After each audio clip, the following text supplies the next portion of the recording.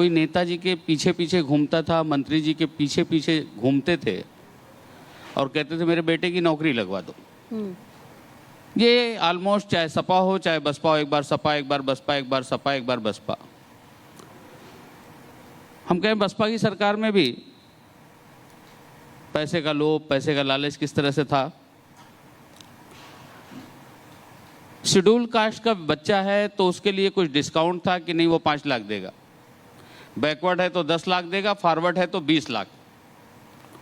सपा की सरकार में तो बोली चलती थी 5 लाख में नौकरी लगेगी, जो वो इटावा, मैनपुरी और जो आस पड़ोस के उनके सैफई के आसपास के 2-3 जिले थे, लेकिन पैसा उनको भी देना पड़ता था, लेकिन कम देना पड़ता था।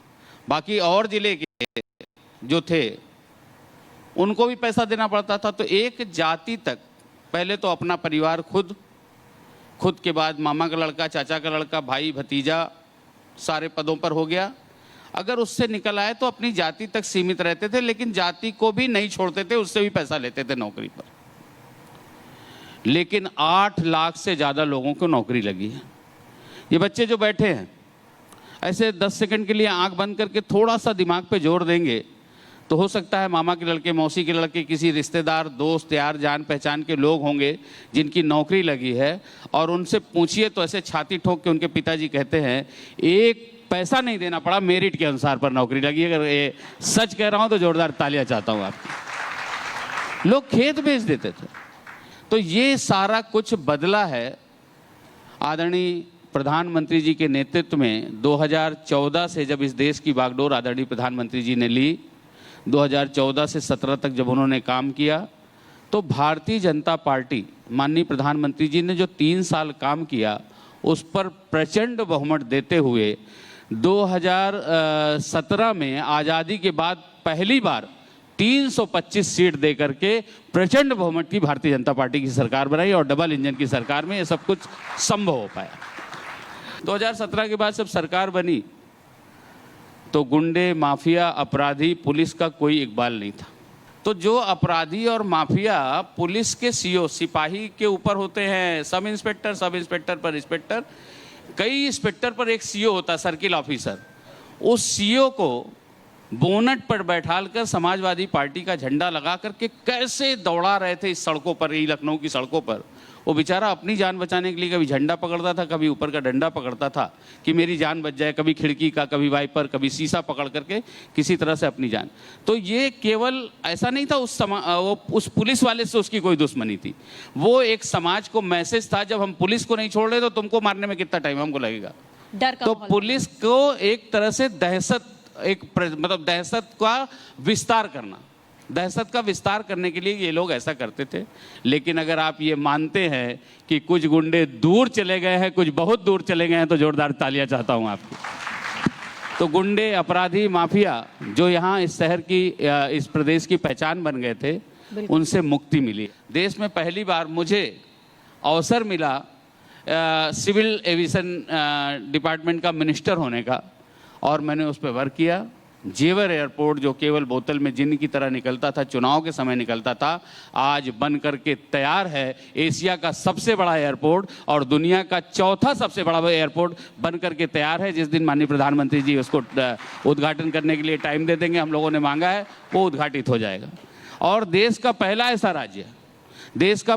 राज्य है जहाँ 16 डोमेस्टिक और 5 इंटरनेशनल एयरपोर्ट वाला देश का पहला राज्य होने का उत्तर प्रदेश को गौरव प्राप्त हुआ। तो ये ऐसे ही नहीं हुआ, बिल्कुल इसके पीछे वर्क करना पड़ा, इसके पीछे काम करना पड़ा। नोएडा की बात करें, इंटरनेशनल ट्रेड शो अभी हुआ है, हाल ही में हुआ है, उसमें किस तरीके से युवाओं ने भागीदारी ली है? और सबसे बड़ी बात, जैसा आपने कहा, ये स्टूडेंट्स बैठे हुए हैं, हमारे उत्तर प्रदेश का ही नहीं, हमारे देश का भी भविष्य है, आगे बढ़ेंगे। ये भी अगर बिजनेस करना चाहें तो इनके पास भी बहुत सारी अपॉर्चुनिटीज हैं जो अभी सरकार ने दी हैं, उसके बारे में भी अगर आप कुछ साझा करना चाहें सर। एक तो ये जो भी बच्चे बैठे हैं, किसी के यहाँ कोई बिजनेस हो रहा होगा, किसी के पापा सर्विस में होंगे, किसी के यहाँ कोई बिजनेस हो रहा होगा, कुछ अपना स्टार्टअप शुरू कर चुके होंगे, कुछ करने की सोच रहे होंगे। मन में तमाम दुविधा होती है और संचय होता है, करें ना करें, करेंगे ये हो जाएगा तो क्या होगा, कहीं नुकसान हो जाएगा तो क्या होगा, पापा से पैसे ले रहे हैं, पापा गुस्सा करेंगे, लोन ले रहे हैं बैंक से तो मेरी प्रॉपर्टी जब्त हो जाएगी। ये सब तमाम विचार मन में चलते रहते हैं। पूरे कॉन्फिडेंस के साथ जब हम काम करते हैं तो निश्चित रूप से हमें सफलता मिलती है। और सपने बड़े देखने चाहिए। बड़े सपने हम देखेंगे, उसको पाने का प्रयास करेंगे। अगर उसका 60% भी पहुंचते हैं तो छोटा देखे होते, 100% भी पहुंच जाते तो कोई मतलब नहीं था। तो बड़े सपने देखते हैं, 60 पहुंचते हैं, 70 पहुंचते हैं तो भी समझिए कि अपने अनुसार 120% पहुंच गए। इसलिए बड़े सपने जरूर देखने चाहिए। और जहां तक न पहुंचे निगाहें किसी की हो, उससे भी आगे अपने इरादे।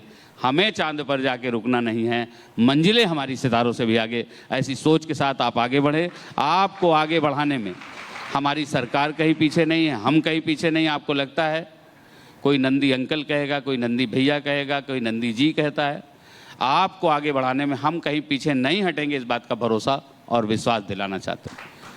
लेकिन एक बड़ा बदलाव यूपी में देखा गया, वो धार्मिक पर्यटन को लेकर देखा गया कि जितने भी धार्मिक स्थल हैं हमारे यहाँ जिनकी दुर्गति हो चुकी थी, चाहे हम अयोध्या की बात करें, हम काशी की बात करें, या फिर अब बारी मथुरा की है, जो कहा जा रहा है कि वहां का भी इंफ्रास्ट्रक्चर अब बदला जाएगा। देखिए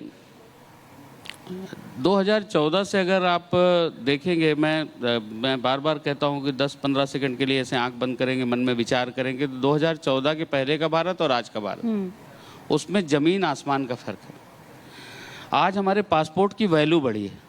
पहले पासपोर्ट देख करके पता नहीं कैसे देखते थे, आज पासपोर्ट को देख करके आपके पास आके आपकी हेल्प करना चाहते हैं या आपको बुला करके आपकी मदद करने के लिए।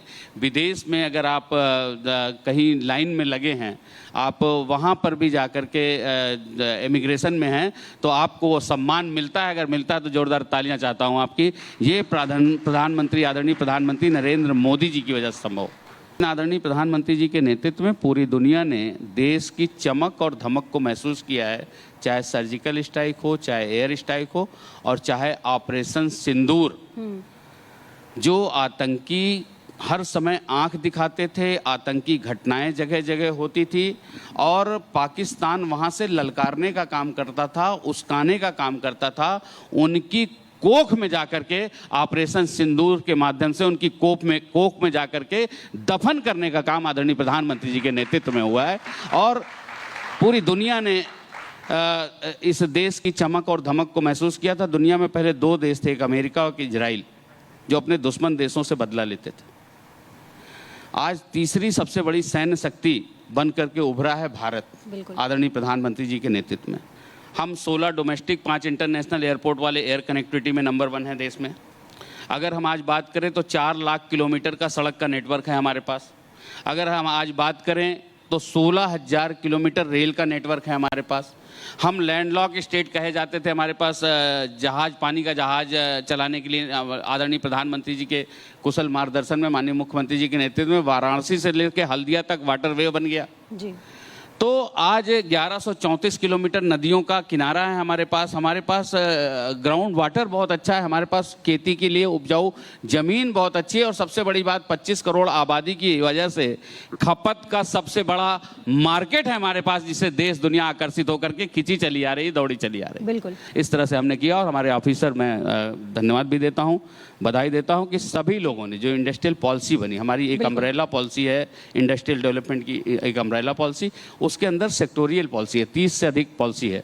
उन पॉलिसी में तमाम देश दुनिया की जो अच्छी अच्छी प्रैक्टिसेज हैं, उन सब को हम लोग देखते हुए हमने देश दुनिया की सबसे आकर्षक पॉलिसी बनाई जी। सबसे आकर्षक पॉलिसी बनाई। उसका नतीजा है कि आज जो हमारे पास इन्वेस्टमेंट आ रहा है, हम दावे के साथ कहते हैं कि हमारी पॉलिसी सबसे अच्छी पॉलिसी है, इसलिए लोग हमारे पास आ रहे हैं। और हम अभी तक अगर हम देखें तो लगभग 4,000 करोड़ रुपए हम इंसेंटिव बांट चुके हैं। 4,000 करोड़ रुपए इंसेंटिव बांट चुके हैं 2017 के बाद से आज तक।